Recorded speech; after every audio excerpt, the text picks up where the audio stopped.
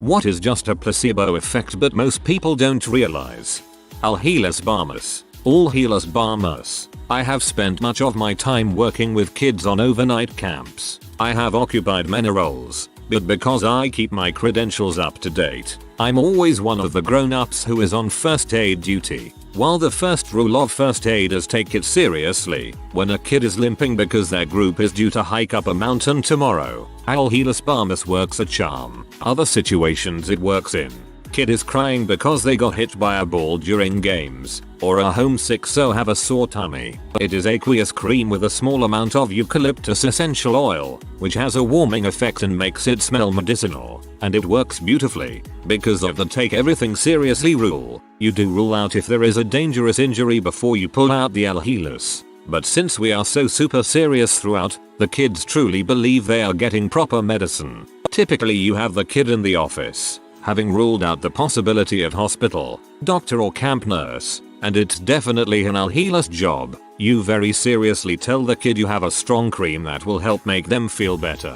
You pull out the Alhelas, which you need to keep in an official looking tub to keep up the appearance. Put on latex gloves and then rub it into the sore place. Of course, rubbing anything that is sore makes it feel a bit better, but at this point, the kid probably needs attention and a bit of feeling special, and like they are being taken seriously. Then, once you've rubbed it all in, you look at your watch and say now, you should start feeling the effect in exactly 2 minutes. You explain that the powerful cream needs to be activated by the air. The eucalyptus oil's thermal properties are helped by airflow, so you need to move around to get new air around it. 90% of the time, the kid is back up and running around with friends in no time at all. The other 10% probably need a hug. Alhelas Barmus sounds like some sort of cultic chant done during blood sacrifices. People who swear they feel better and more focused after eating like one head of broccoli. Yeah, vegetables are good for you, but let's not get carried away. When I was about 6 or 7 years old, I woke up in the middle of the night to a giant daddy long legs on the wall right above my head. I ran out of the room absolutely terrified and told my mom I would never sleep in there again because the spiders were going to crawl all over me as soon as I fell asleep. I guess after 2 nights of sleeping on couch cushions beside my parents' bed, they had had enough and decided to figure something out. They went out and bought special spider spray that would keep all of the spiders away. There was a tiny little hole in the drywall at the top corner of the ceiling, and I told them that's where they were getting in and they had to spray there. So my mom sprayed the spider spray in the hole and plugged it with tissue paper, and then sprayed all over my room. I remember it smelled really sweet and my mom said it was because spiders hate sweets. Then after was satisfied with the level of spider prevention, my mom put the can under the sink in my bathroom and it was long forgotten about. Fast forward 12 years later, I've moved out and my parents are redoing that bathroom. They asked me to come over and grab any stuff I still wanted. I'm rummaging through and I pull out an air freshener can with little holographic Halloween spider stickers all over it. My mom starts laughing and tells me that that was my special spider spray. I was completely floored, hahaha. I had actually never caught on. I thought it was genuinely spider spray when my mom had used it, and now I was looking at a Glade can with Halloween stickers all over it. Wasn't even convincing at all, but it totally did the job, hahaha. Just made me realize how gullible kids can be. Your mom is awesome. Worked at a camp. The infirmary would give campers homesick medicine, pretty much Gatorade and sugar. That stuff worked wonders. Some parent blew up and thought we were lying and brainwashing kids, so they got rid of it. I can see exactly how this goes down. Parents, I can't believe you would give my child medicine without my permission. Camp, it's sugar water. Parents, feeling stupid, but refusing to swallow their outrage. How dare you deceive my child? Radio waves, normal frequency, causing illnesses. There was a radio tower put somewhere near people's houses. When they started complaining about headaches, fevers and other symptoms, the reaction from the company running the tower? Just wait until we turn the thing on. Same with wind farm syndrome or whatever it is called. Herbalife and similar products. The people I know who talk about how great it is don't understand the real reason they are losing weight and feeling better is because they completely changed their diets and eating habits. If you replace an unhealthy meal with a shake, what you're really doing is cutting out calories. This is what's making you lose weight, not any magic stuff in those shakes. My mom likes to talk about a weight loss cream she saw in the 70s where you would put it on the area you want to lose fat from, belly, thighs, wherever. Then to activate the cream you go for a 5-mile run. I am not a big audio geek, but I have been sitting in and assisting with running sound at my local church. I am learning a lot. One of the guys who knows a ton about soundboards was telling me that the band members are notorious for complaining about imaginary things. When this happens, he grabs an unactivated knob on the soundboard and stares at the guy in the eyes as he moves the knob. 95% of the time, when he asks if it is better, they will say yes and won't complain about it again. As a musician, when I don't like the way something sounds and ask the sound man to fix it, I usually just stare at him and wonder why it's not sounding any different while he's moving knobs. Then I'll just be like, yeah, you fixed it, because I don't want to look like an amateur who can't hear the difference, haha. I used to play a game called Evolve and my daughter asked about it, and I told her I'm a monster hunter. She said, why are there still monsters in my room then? I got a super serious look, told her to stay right there and don't move, and ran upstairs like life depended on it. Spent about 10 minutes lifting weights and doing a couple of push-ups. Came back down and said as serious as I could, there's no monsters in your room now, and she hugged me really big and didn't worry about it for a long time after that. Good dad. When Harry Potter pretends to put liquid luck in Ron's cup before the Quidditch match, and Ron freaking kills it like a superstar, and then gets laid like 41 times a day. You read weird fanfic. The bias placebo. It's a very simple concept where someone allows a certain bias, as in an idea, create a placebo effect. For example, you may have a bias that fish taste nasty even if you have never tried it, so when you finally do, the placebo effect kicks in and ruins it. This is very common and comes in many forms. It's always self-inflicted and is easily fixed. It's so common that people can have this happen nearly day to day depending upon the bias and not even know it. My friend is a university student in pharmacology and works in a major pharmacy here, mostly as a driver. He got a woman calling the store once asking if they had something called Preggy drops, which he claimed was the best remedy for morning sickness for pregnant women.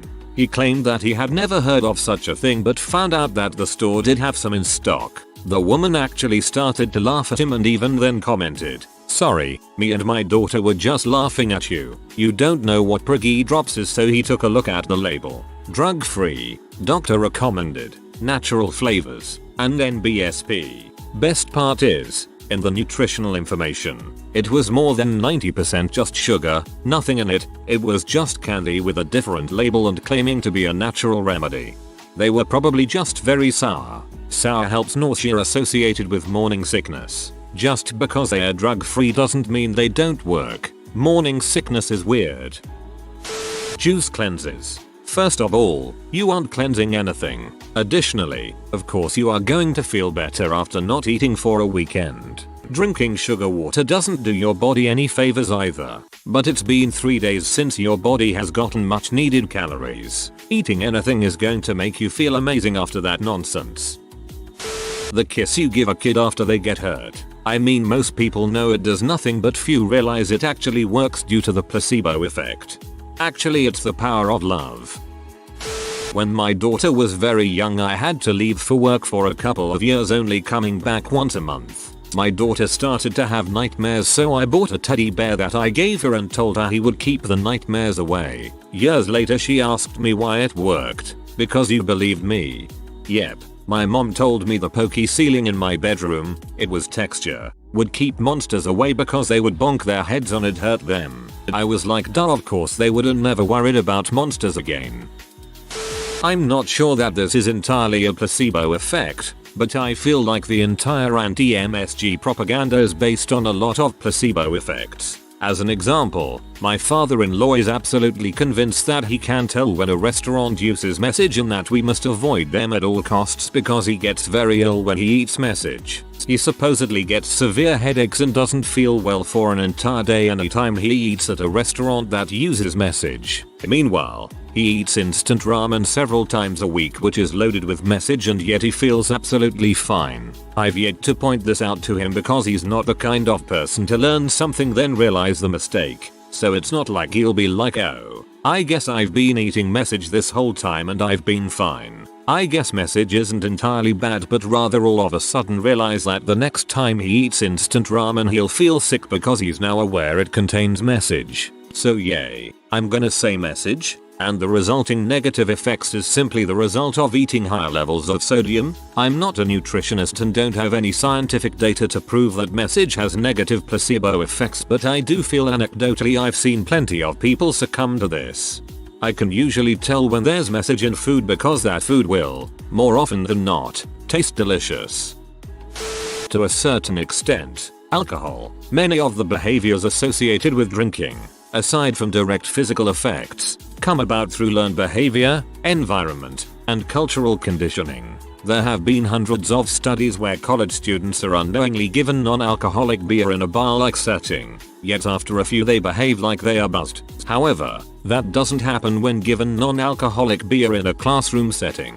I noticed this when I didn't drink. I went a solid 2 months sober and would be my friend's designated driver. I'd still hang and drink water, or if the bartender was nice they'd give me soda, and just hang. But I'd still feel that drunk feeling in a way. Read up on this. Oddly happy. My son was an army medic. Sometimes soldiers would complain about aches and pains, but he knew there wasn't really anything wrong. Worry, boredom, homesickness, anxiety often comes through as physical symptoms. He still wanted to help, so he would give them plain old aspirin. He'd put a few tablets into a little envelope and casually warned them that the medication was pretty strong. Tell them to take it exactly as directed. He said it was amazing how often a guy would come find him and say, "Doc, those pills you gave me worked. Pain is gone and I slept like a log." There's nothing fake about a placebo. It's a very useful medical tool.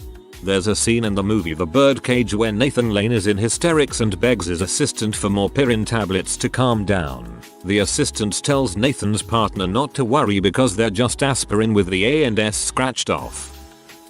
Oils, your kid is autistic, your mom has cancer, you lost your job. Here, use 2 drops of peppermint, 1 of lemon, and 1 of lavender and boom, everything is fixed. Essential oils, homeopathic medicine, the healing power of magnets, the healing power of copper, anything Dr. Oz promotes. When my niece was about 4, she was terrified of monsters, under her bed, under the couch, in her wardrobe, inexplicably, in the toilet. Her mother made her up a little spray bottle labeled monster spray and filled it with water, the finest monster repellent money can buy. Now she can get rid of monsters anytime she likes. 2 quick spritzes and they won't come anywhere near her. This obviously has nothing to do with placebos, because monster repellent is legit. I just wanted to share. I'm probably going to do this for my son now. He's 3 and out of nowhere he's constantly worried about monsters. I will never understand the phrasing just a placebo effect. Like, yeah, it's just our minds changing reality physical circumstances because we believe it's possible. No big deal. IT's the biggest deal, and our greatest power as human beings.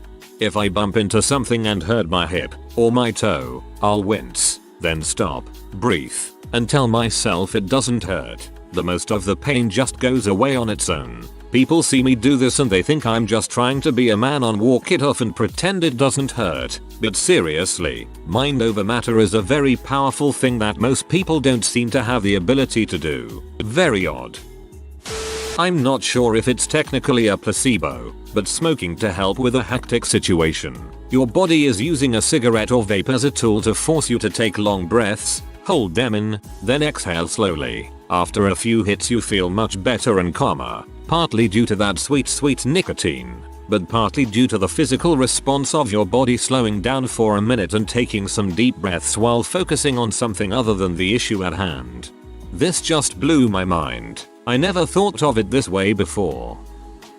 Well, I don't know what a placebo is, but this guy on the street sold me these orange pills that have cured practically everything that ails me. They also taste like orange Tic Tacs. Yum.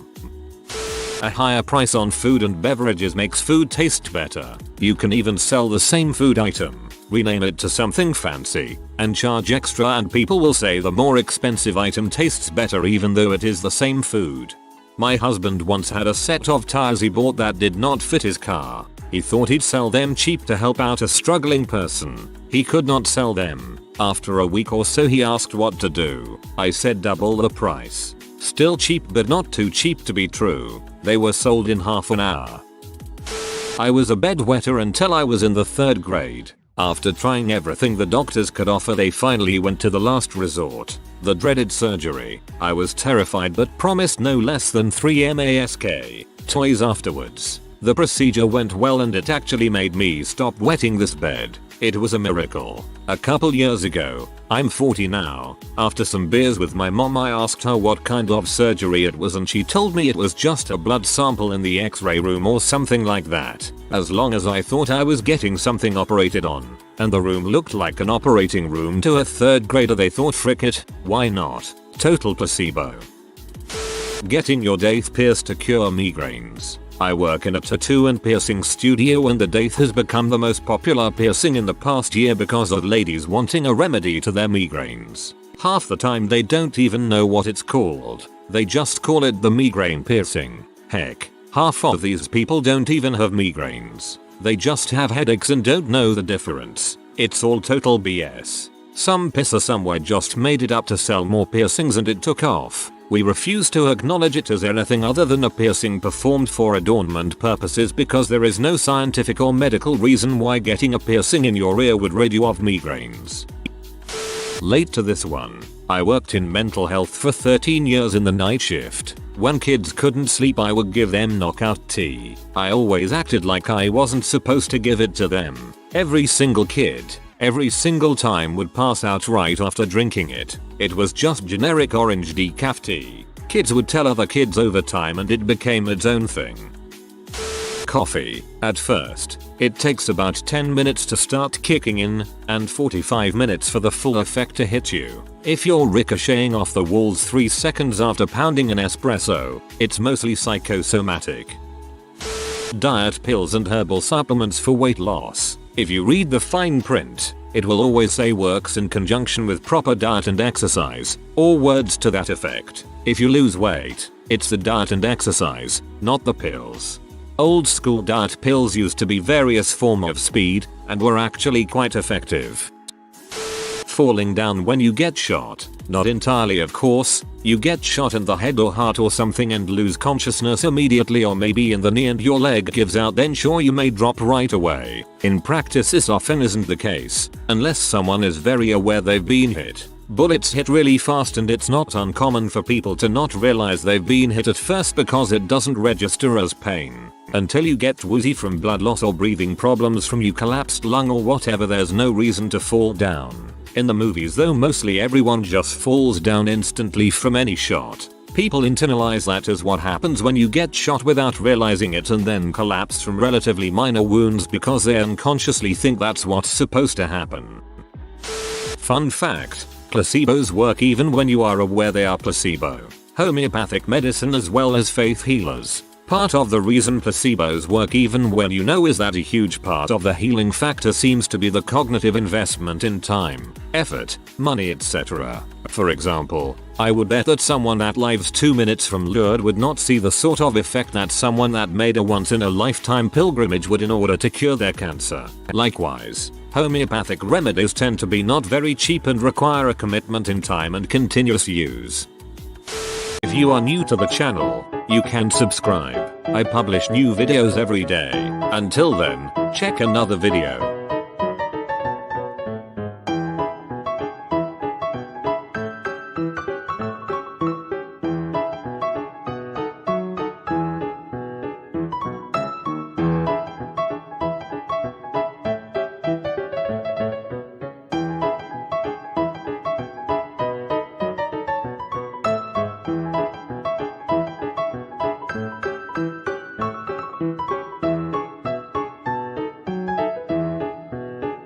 Bye for now.